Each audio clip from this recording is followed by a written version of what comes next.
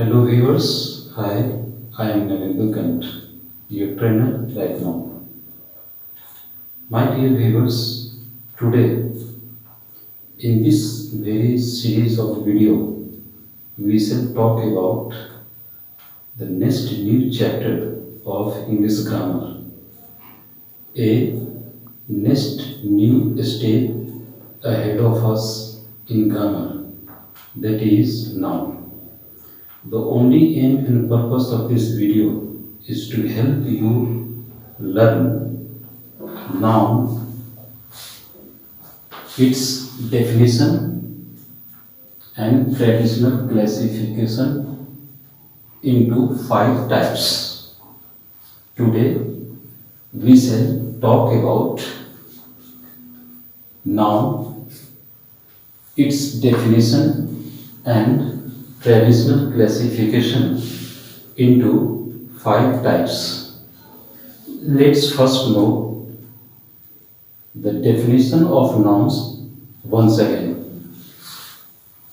A naming word of a person, place, animal or thing, including both first material objects that we see, feel, touch, smell, taste, and second, immaterial things that we can see but can't perceive by our sense. हम लोग इस video की series में आज grammar के एक नए chapter के बारे में चर्चा करेंगे। इंग्लिश ग्रामर का में एक अगला नया कदम। हम लोग इस वीडियो सीरीज में सबसे पहले नाउन के डेफिनेशन को समझेंगे, उसके बाद फिर नाउन का ट्रेडिशनल क्लासिफिकेशन के बारे में जानेंगे। सबसे पहले जानें कि नाउन का डेफिनेशन क्या होता है। हालांकि नाउन के डेफिनेशन को बड़े ही इलेबोरेटली प्रीवियस वीडियो सीरीज में आपको बताया गया। एक बार फिर से हम लोग इसका रिकैपिटुलेशन करेंगे। नाउन का डेफिनेशन बतलाता है a naming word of a person, place, animal और thing including both material objects first that we see, feel, touch, smell, taste, and the second immaterial things that we can see but can't perceive by our sense. Now उस naming word को कहते हैं जो किसी person का एक नाम हो सकता है, एक स्थान का नाम हो सकता है, एक पशु प्राणी का नाम हो सकता है या किसी वस्तु का नाम हो सकता है। यानी नाउन पर्सन, प्लेस, एनिमल और थिंग के नामवाचक शब्द को ही नाउन कहते हैं। जब थिंग की बात करते हैं तो थिंग में हमें दोनों ऑब्जेक्ट्स को शामिल करना होता है। फर्स्ट, थिंग में हम उन सारे मटेरियल ऑब्जेक्ट्स को इंक्लूड करना चाहिए जो मटेरियल ऑब्जेक्ट्स हम देखते हैं, जैसे cloud, sky, sun, moon, forest, lake, mountain etcetera, जिसे हम फील करते हैं, जैसे corruption, truth, war, honesty, peace, जिसे टच करते हैं, जैसे white board, desk, bench, pillow etcetera, जिसे स्मेल करते हैं, मिल्क, हॉर्लिक्स, कर्ड्स, जिसे टेस्ट करते हैं, खाते पीते हैं। और दूसरे ग्रुप में उन सारे इमैटेरियल थिंग्स जिन्हें हम देख तो सकते हैं लेकिन जिन्हें हम सेंस के द्वारा, अपनी सेंसिंग पावर के द्वारा जिन्हें हम बता नहीं सकते, एक्सप्लेन नहीं कर सकते, ऑब्जेक्टिव फॉर्म में, उसे कॉन्क्रीट फॉर्म में जिनके बारे में कुछ एक्सप्रेशन नहीं दे सकते, उन चीज़ों को भी जो नॉन मटेरियल हैं, जो इमटेरियल हैं, उनको हम नाउन ही कंसीडर करेंगे, नाउन के एग्जाम्पल्स के ही बारे में बताएंगे। जैसे फियर, अनुभव, फियर डर, फियर को महसूस करते हैं, पीस को महसूस करते हैं, देखते नहीं, लेकिन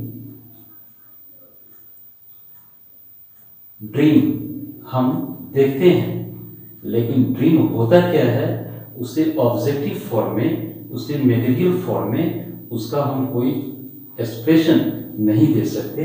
इसलिए ऐसी सारी चीज़ें जिन्हें हम देखते तो हैं, लेकिन अपने सेंस के द्वारा उन्हें ऑब्जेक्टिव फॉर्म में, कंक्रीट फॉर्म में उनके बारे में कोई एक्सप्रेशन नहीं दे सकते। एंड इन सारी चीज़ों को जो नॉन मटेरियल हैं, इमटेरियल हैं, उनको भी नाउन का एग्जाम्पल्स मानेंगे।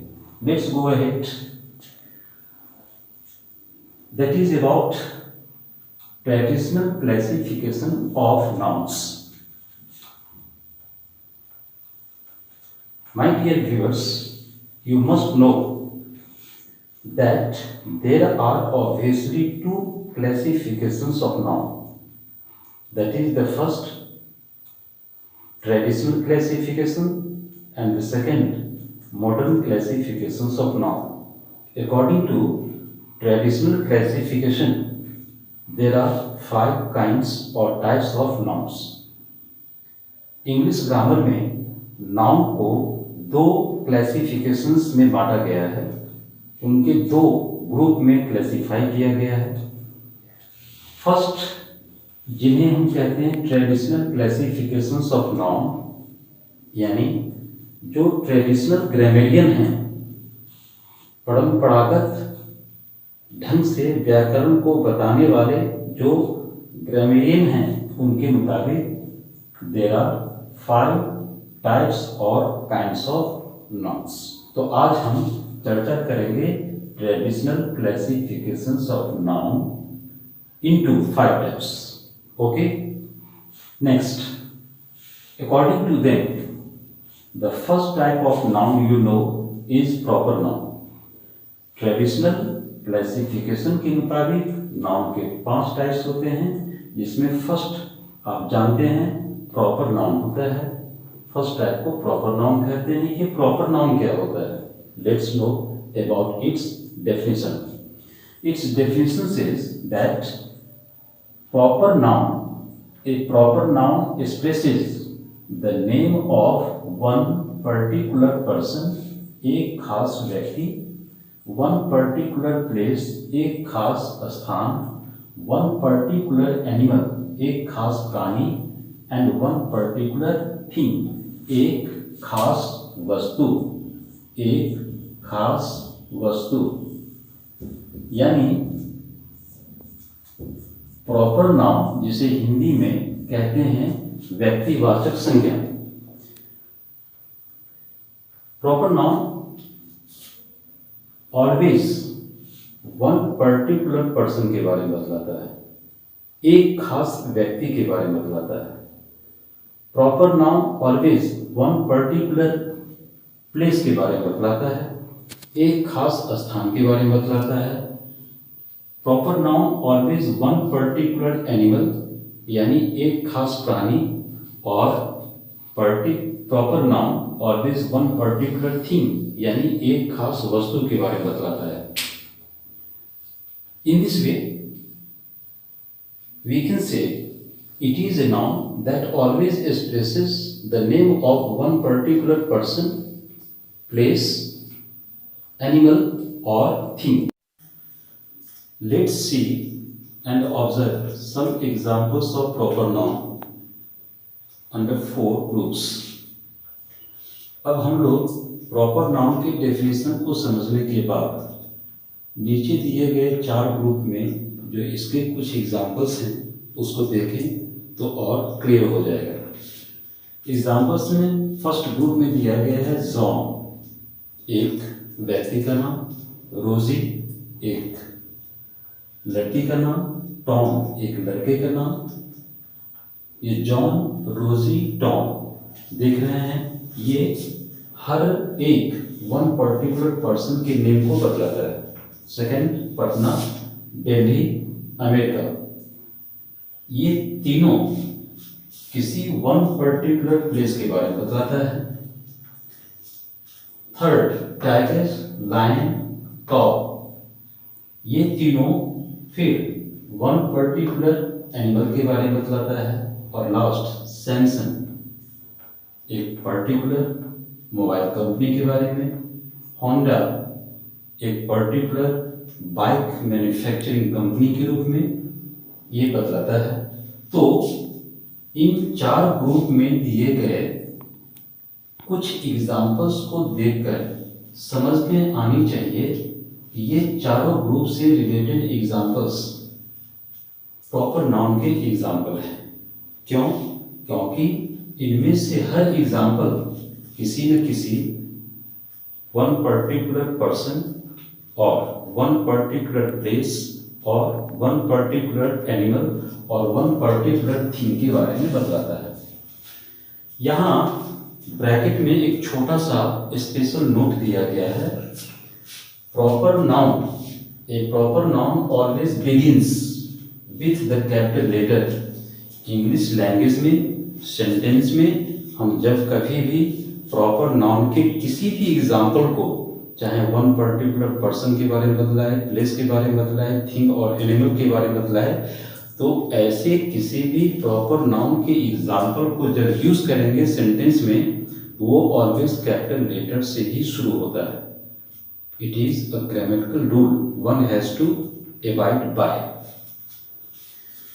Let's know about the second type of noun according to traditional classification, that is common noun. Traditional classification के मुताबिक नाउन का दूसरा टाइप जो आप जानते हैं वो क्या होता है? Common noun. उसे कॉमन नाउन कहते हैं। कॉमन नाउन का हिंदी होता है जातिवाचक संज्ञा। इसका डेफिनेशन बतलाता है, it expresses, A common noun expresses the name given in common, not in particular or proper, to any or every person, place, thing, animal of the same class or group. Common noun एक ऐसा noun है जो एक ही group और एक ही class, the same class और the same group के किसी भी एक पर्सन, प्लेस, थीम और एनिमल को कॉमन वे में बताने वाला जो नाउन होता है उसे ही हम कॉमन नाउन कहते हैं। एक बार फिर से, कॉमन नाउन एक ऐसा स्पेशल नाउन का स्पेशल टाइप जो एक ही क्लास, एक ही ग्रुप से बिलोंग करने वाले पर्सन, प्लेस, थीम और एनिमल के को कॉमन वे में बतलाने वाला जो नाउन होगा, उनको पर्टिकुलर वे में नहीं, उनको प्रॉपर वे में नहीं बताकर इन पर्सन्स, प्लेस और थिंग को कॉमन वे में बताने वाला जो नाउन होगा एक जाति के रूप में, as on the whole not as its part, उस नाउन को कहेंगे कॉमन नाउन। प्रॉपर नाउन और कॉमन नाउन में डिफरेंस है। हम एग्जाम्पल्स के द्वारा भी आगे बताएंगे। पहले डेफिनेशन के लैंग्वेज से दोनों में क्या डिफरेंस है उसको समझिए। प्रॉपर नाउन ऑलवेज हमें one particular person, place, animal और थिंग के ही बारे में बताता है, जबकि common noun always person, place, thing और एनिमल के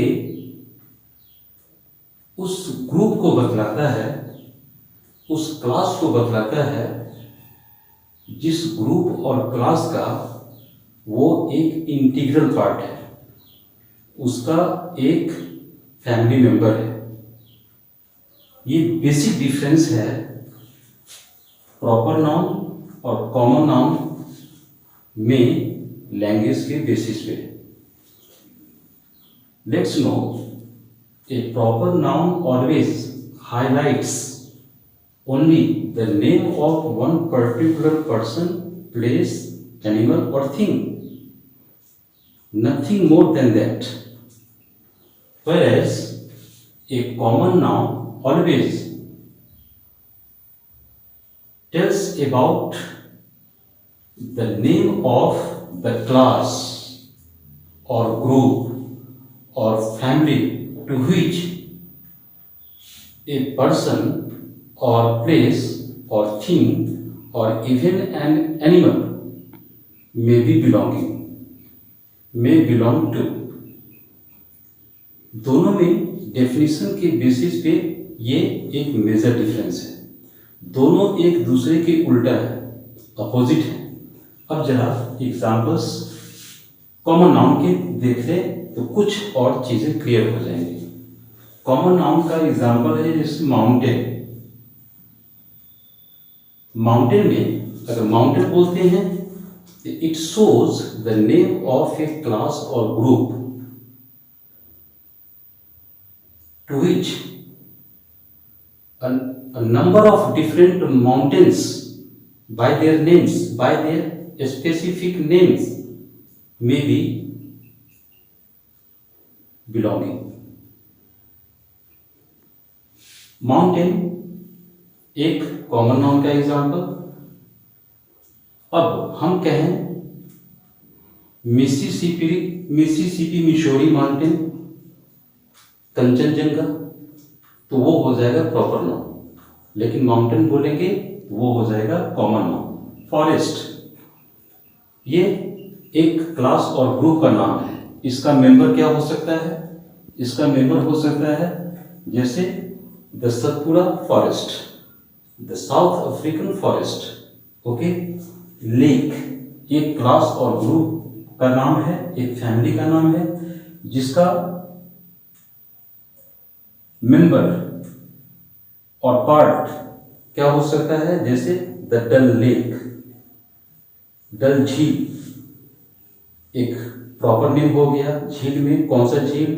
डल झील, वो प्रॉपर नाउन हो जाएगा, ये कॉमन नाउन। उसी तरह से प्लेट्यू एक क्लास और ग्रुप का नाम है, इससे बिलोंग करने वाला मेंबर कौन हो सकता है प्रॉपर वे में, प्रॉपर नाउन के रूप में, जैसे the Deccan plateau, okay. Country is the name of a class or group to which India may be one of the members। India proper हो जाएगा, कंट्री कॉमन हो जाएगा। कंटिनेंट महादेश, जिसे हिंदी में कहते हैं महादेश। कंटिनेंट एक क्लास है, ग्रुप है, उसका प्रॉपर नाउन क्या होगा, जैसे एशिया, यूरोप, ये कंटिनेंट हो गया।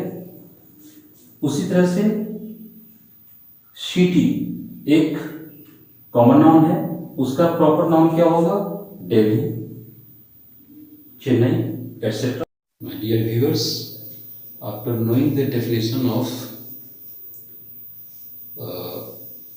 common noun and proper noun and their respective differences in language,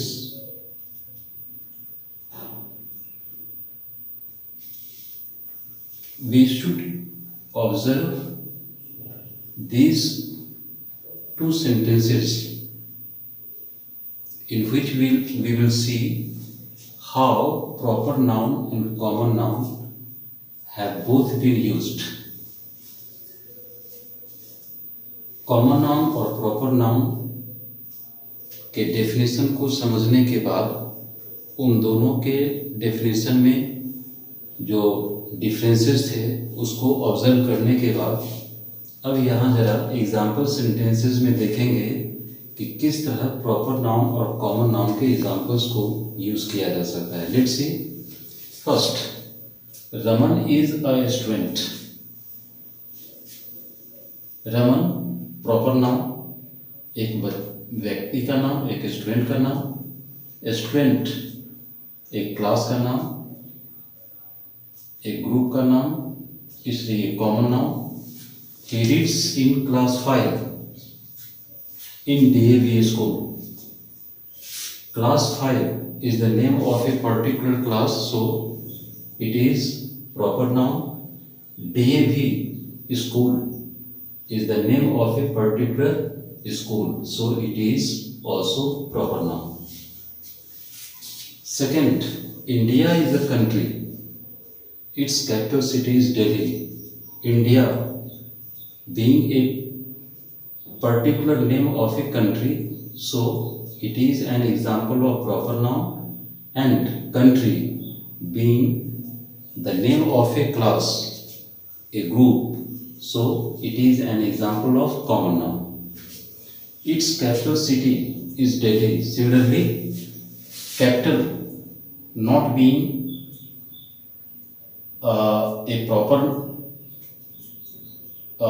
name of a particular person, place or thing, it is a common noun. City also common noun, and Delhi proper noun as it shows one particular name of a place, city. इस तरह हम multiple sentences में हम common noun और proper noun को, उन दोनों के बीच डिफरेंसेस को समझते हुए सेंटेंसेस में यूज कर सकते हैं। Let's no about the third type of noun, that is collective noun. What its definition is? It's definition is collective noun always expresses the name of collection or a group of people, places, things, animals. Collective noun जिसे हिंदी में कहते हैं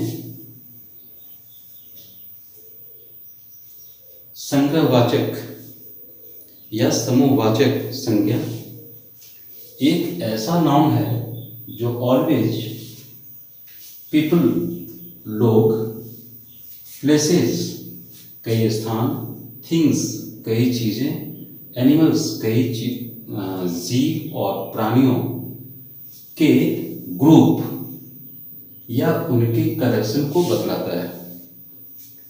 यानी एक ऐसा noun जो persons, people, places, animals और things के ग्रुप को, उनके कलेक्शन को, उनके समूह को, उनके झुंड को बतलाता हो, उसे हम कहेंगे कलेक्टिव नाउन। नाम से ही पता है कलेक्टिव नाउन क्या होगा। इसके एग्जाम्पल्स माइन्यूटली समझने के लिए दो कैटेगरीज में दिया गया है। कैटेगरी ए में इंक्लूड किया गया है some single worded collective noun. Category A में कुछ ऐसे कलेक्टिव नाउन्स के एग्जाम्पल्स को इंक्लूड किया गया है जो वर्चुअली सिंगल वर्डेड होते हैं, एक शब्द वाले होते हैं, उसमें एक से अधिक शब्द नहीं होते हैं। इसलिए ऐसे कलेक्टिव नाउन्स के एग्जाम्पल जो रियली सिंगल वर्डेड हों, उन्हें एक ग्रुप में रखें, उन्हें एक कैटेगरी में रखें। एग्जाम्पल के तौर पर पीपल, लोग, सिंगल वर्डेड कलेक्टिव नाउन का एग्जाम्पल मॉब, भीड़, फेयर, मेला, सोसाइटी, लगेज, फर्नीचर, कैबिनेट, मंत्रिमंडल, असेंबली, सभा, मीटिंग, बैठक, क्राउड, भीड़, काउंसिल, परिषद, कमेटी, समिति। ये सारे सिंगल वर्डेड कलेक्टिव नाउन के एग्जांपल्स हैं। कैटेगरी बी में कुछ ऐसे कलेक्टिव नाउन के एग्जांपल्स दिए गए हैं जो एक स्ट्रक्चर पे बनाए जाते हैं, माने दे आर डेवलप्ड। इस कैटेगरी बी में यहां दिया हुआ है phrase plus common noun is equal to the formation of collective noun, यानी किसी कॉमन नाउन के एग्जाम्पल के पहले अगर फ्रेज जोड़ दें, एक सर्टेन वर्ड्स ग्रुप जोड़ दें, फ्रेज जोड़ दें, तो दोनों मिलकर कलेक्टिव नाउन का एग्जाम्पल बन जाता है। इसे अलग ग्रुप में रखेंगे। जैसे कुछ examples, a group of students. यहां समझना ये है कि स्टूडेंट्स क्या है, कॉमन नाउन, और अ ग्रुप ऑफ जो उसके पहले आया है ये क्या है, फ्रेज। इसमें 3 वर्ड्स हैं, अ ग्रुप ऑफ। ओके, ये फ्रेज है। स्टूडेंट्स कॉमन नाउन, उसके पहले अ ग्रुप ऑफ आ गया तो दोनों मिलके बन गया collective noun. A team of doctors, doctors का एक दल, डॉक्टर्स कॉमन नाउन, उसके पहले अ टीम ऑफ फ्रेज, दोनों मिलके कलेक्टिव नाउन का एग्जांपल। उसी तरह से अ क्राउड ऑफ पीपल,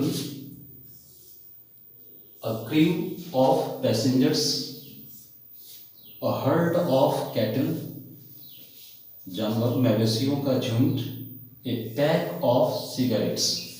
और इस तरह कैटेगरी बी के ग्रुप में आने वाले भी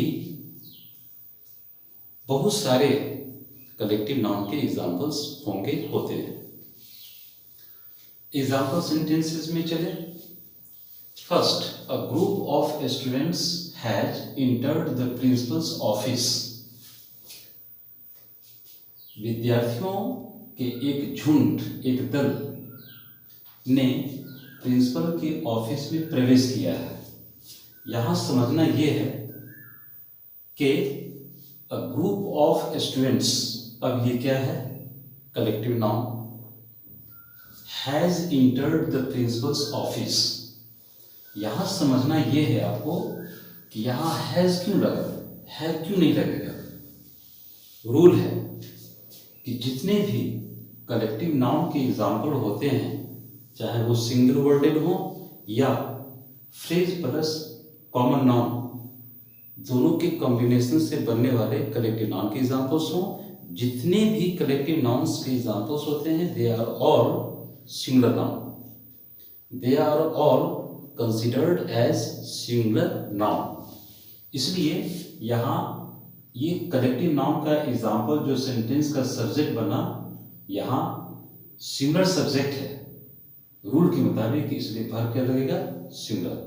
हमने ब्रैकेट में डाल दिया एस एंड टू फॉलो, ऐसे भी सिंगुलर नाउन को फॉलो सिंगुलर वर्ब। दूसरा, a flock of birds was flying in the sky. चिड़ियों का एक झुंड आसमान में उड़ रहा था। A flock of birds undoubtedly an example of singular collective noun. A flock of birds यहाँ पे कलेक्टिव नाउन का एग्जाम्पल है अनडाउटेडली। ये सब्जेक्ट के रूप में यूज हो रहा है सेंटेंस के स्टार्ट में, तो सिंगुलर सब्जेक्ट सिंगुलर नाउन, इसलिए यहाँ पे वाज लगा, वेयर नहीं लगेगा। जैसा नाउन वैसा वर्ब, जैसा सब्जेक्ट वैसा वर्ब, इसलिए ब्रैकेट में हमने S N to follow S भी, singular noun to follow singular verb indicate कर दिया। Let's know about the fourth type of noun, that is known as material noun. Material noun जो जिसे हिंदी में कहा जाता है द्रव्यवाचक संज्ञा, ये क्या है, इसकी डेफिनेशन पहले देखें, जाने। Material noun always expresses the quantity, not the number of things weighed and measured in some units. Material noun के टाइप्स में बिल्कुल डिफरेंट है। क्यों? क्योंकि ये एक ऐसा नाउन है जो ऑलवेज थिंग्स के क्वांटिटी को बतलाता है, थिंग्स के नंबर को नहीं बतलाता है। डेफिनेशन में बतलाया गया, material noun always expresses what? The quantity, not the number of things, weight and measured in some units. एक ऐसा स्पेशल नाउन जो ऑलवेज थिंग्स के क्वांटिटी को बतलाता हो, चीज़ों की मात्रा को बतलाता हो, चीज़ों की संख्या को नहीं बतलाता हो, थिंग्स के नंबर को नहीं बतलाता हो, जो ऑलवेज थिंग्स के क्वांटिटी को रिप्रेजेंट करता हो, थिंग्स के नंबर को रिप्रेजेंट नहीं करता हो, और जिन्हें वजन में या किसी भी प्रकार से नापा जाता हो, तौला जाता हो, जिन्हें नापा जाता हो, तौला जाता हो, वेट वजन किया जाना, मेजर्ड मापना, जिन्हें मापा जाता हो, जिन्हें तौला जाता हो, किसी न किसी यूनिट में, ऐसे नाउन को कहेंगे material noun. It's very simple to understand, you too have been knowing about it much since very early. अब इसकी एग्जाम्पल अब जरा देखें कि ऐसे थिंग्स जिनको सिर्फ क्वांटिटी में रिप्रेजेंट किया जाता है, नंबर में किया ही नहीं जा सकता, ऐसे जो मटेरियल नाउन के एग्जाम्पल होते हैं, उनके एग्जाम्पल क्या सब होंगे? Let's see. राइस को कभी गिन सकते हैं? नहीं, इन्हें क्वांटिटी में मेजर करते हैं। Pulse, ghee, butter, sugar, milk, oil, sand, gold, steel and so many others. ये सारे ऐसे नाउन्स हैं जिनको आप क्वांटिटी में ही शो कर सकते हैं, जिनका कोई नंबर या न्यूमरल एक्सप्रेशन नहीं हो सकता, इसलिए ऐसे नाउन को कहेंगे material noun. My dear viewers, let's now know about the fifth type of noun, that is abstract noun. आज हम लोग नाउन के फिफ्थ टाइप को जानेंगे, जिसे हम इंग्लिश में एब्स्ट्रैक्ट नाउन और हिंदी में भाववाचक संज्ञा कहते हैं। Let's see what its definition is. A noun that can't be seen, touched और held in one's hand, but can only be felt or thought of in one's own imagination।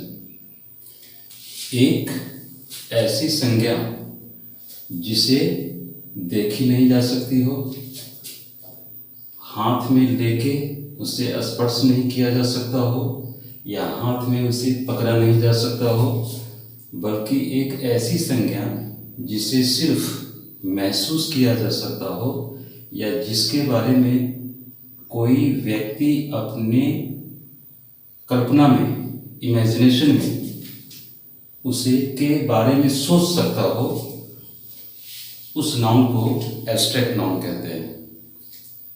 Let's repeat the definition of abstract noun. A noun that can't be seen, touched और held in one's hand, but can only be felt or thought of in one's own imagination। एक ऐसी संज्ञा जिसे देखा नहीं जा सकता हो, जिसे स्पर्श नहीं किया जा सकता हो, जिसे कोई अपने हाथों में ले नहीं सकता हो, और बल्कि जिसको सिर्फ महसूस किया जा सकता हो, या जिसके बारे में कोई व्यक्ति अपनी इमेजिनेशन, अपनी कल्पना में सोच सकता हो, उसके बारे में सोचा जा सकता हो, ऐसी संज्ञा को हम एब्स्ट्रैक्ट नाउन कहते हैं। आगे फिर एक लाइन की लैंग्वेज दी गई है। It expresses the quality, state और कंडीशन एंड मूवमेंट और एक्शन। भाववाचक संज्ञा ऑलवेज क्वालिटी को एक्सप्रेस करता है, विशेषता को, वस्तु, स्थान, व्यक्ति की विशेषता को अभिव्यक्त करता है, उसके स्टेट और कंडीशन यानी दशा और स्थिति को बतला सकता है, या किसी थिंग या पर्सन के मूवमेंट और एक्शन को बतला सकता है।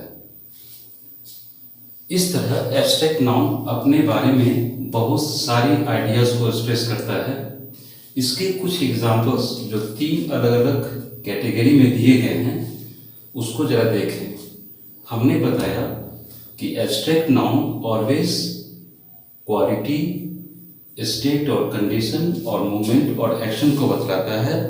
उस 3 ग्रुप से रिलेटेड कुछ एग्जाम्पल्स को यहाँ देखें। क्वालिटी के लिए रेडनेस, लालिमा, क्या आप इसे देख सकते हैं? इसे स्पर्श कर सकते हैं? इसे हाथों में ले सकते हैं?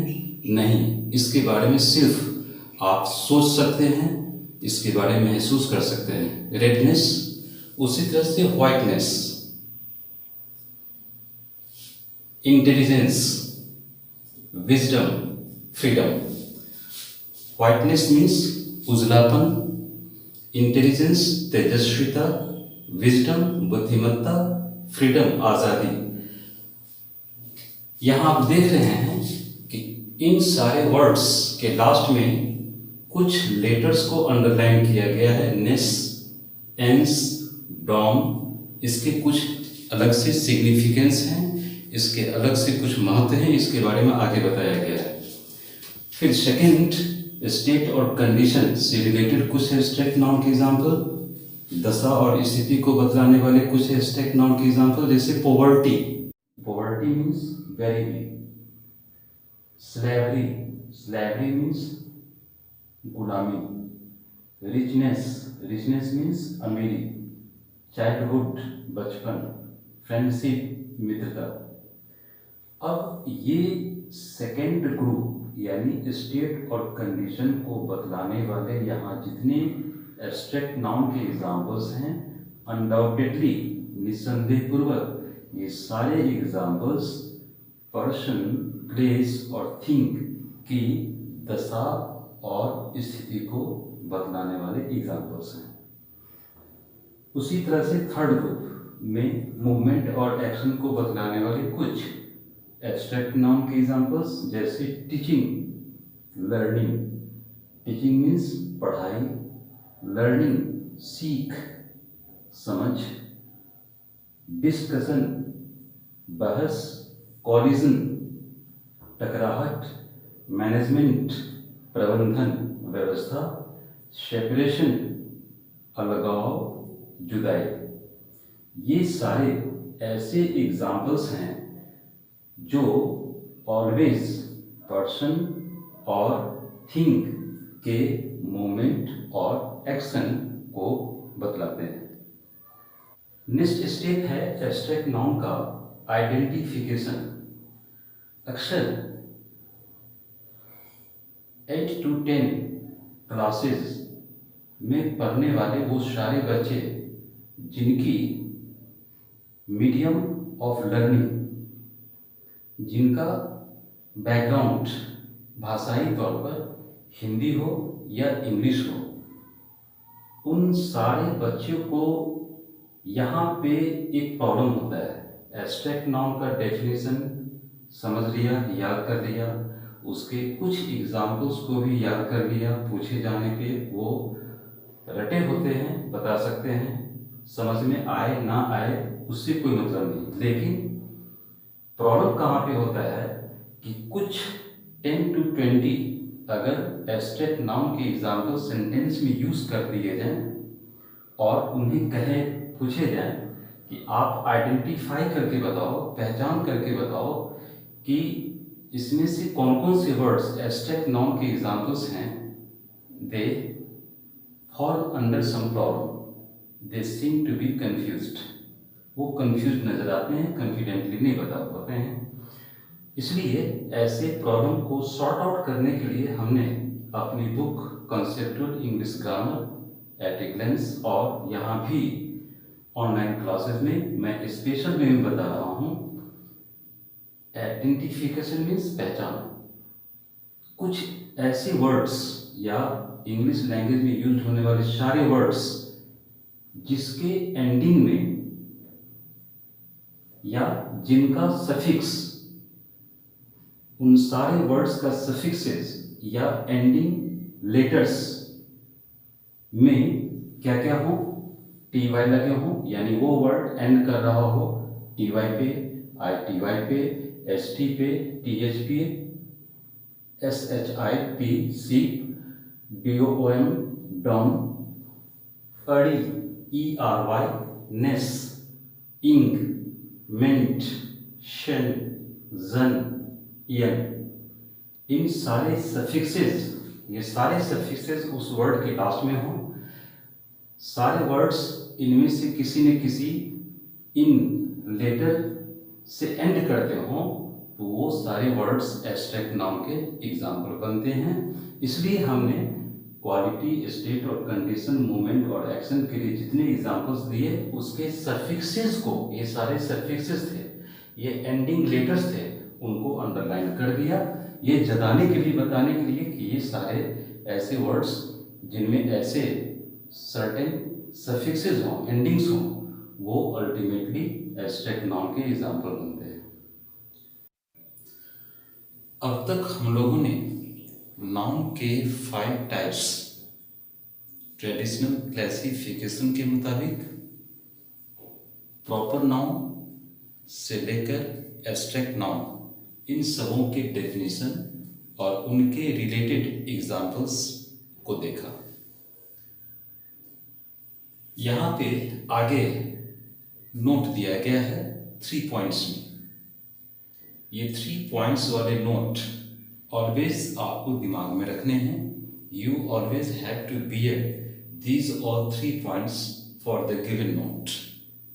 First, proper noun, collective noun, material noun and abstract noun are all singular nouns.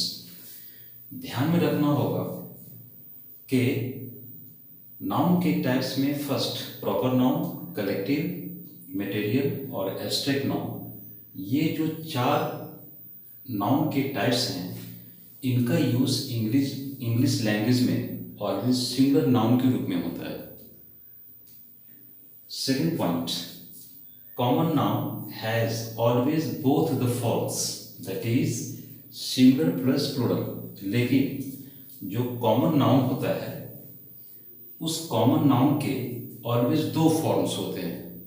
Number basis पे कॉमन नाउन सिंगुलर भी हो सकते हैं, प्लूरल भी हो सकते हैं, उनका ऑलवेज डबल फॉर्म्स होता है। जबकि ऊपर आपने देखा proper noun, collective noun, material noun और एब्स्ट्रैक्ट नाउन, इनके ऑलवेज एक ही फॉर्म होते हैं और वो होता है सिंगुलर।